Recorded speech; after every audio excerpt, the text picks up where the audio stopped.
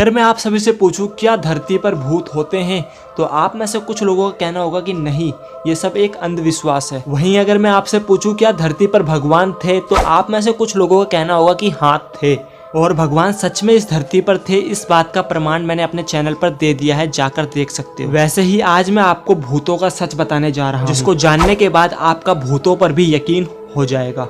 तो चलिए फिर वीडियो को शुरू करते हैं। तो मैं आपको बताने जा रहा हूँ एक श्रापित गुड़िया के बारे में। नंबर 5 पर है मैंडी। इस डॉल को जर्मनी में 1910 में बनाया गया था, और ये डॉल एक बच्चे के रूप में है जो एक पुराना कपड़ा पहने हुई है और इसका माथा फटा हुआ है।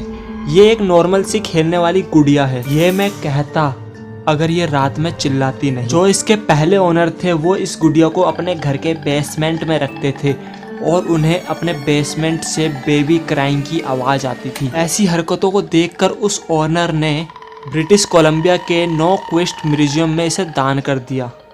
लेकिन साल 1991 में ये किसे पता था कि ये उस म्यूजियम के स्टाफ को भी नहीं छोड़ेगी, और जिस कमरे में इसे रखा जाता था वो कमरा अगले दिन देखने पर तहस नहस दिखाई देता था। एक बार मैंडी डॉल के साथ एक नई डॉल को ला के रख दिया गया, जिससे अगले दिन ये देखने को मिला कि जो नई वाली डॉल थी वो बिल्कुल ही तहस नहस हो चुकी है। और ये सब किसने किया, इस बात का अंदाज़ा तो अब आप सभी लगा ही सकते हो। नंबर 4, ओकीकू।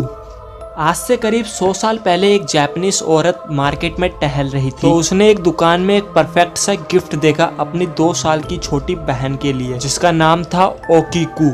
और वो गिफ्ट था एक 40 सेंटीमीटर लंबी डॉल जो जापानीज कपड़े पहनी हुई थी और उसके बाल छोटे थे। उसने वो गिफ्ट अपनी बहन को दे दिया और उसकी बहन उस डॉल से बहुत प्यार करने लगी और उसके साथ खेलती रहती थी। लेकिन अचानक किसी रहस्यमयी तरह से ओकीकू की मौत हो गई। उसके मरने के बाद उसकी याद में उसके घर वालों ने उस डॉल का नाम ही ओकीकू रख दिया। लेकिन कुछ ही दिनों के बाद उसके घर वालों ने ये नोटिस किया कि इस डॉल में कुछ तो गड़बड़ है, क्योंकि उस डॉल के बाल धीरे धीरे बड़े हो रहे थे।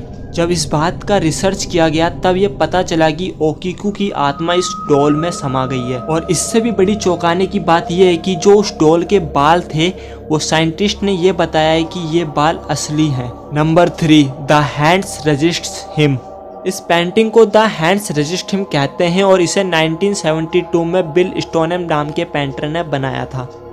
अगर आप सभी इस पेंटिंग को ध्यान से देखोगे तो आपको दिखेगा कि राइट साइड में एक लड़का खड़ा है, वहीं लेफ्ट साइड में एक डॉल खड़ी है, और पीछे आपको हाथ दिखाई देंगे जो नॉक कर रहे हैं। आपको तो ये एक डॉल भी नहीं लग रही होगी, ये एक पेंटिंग लग रही होगी।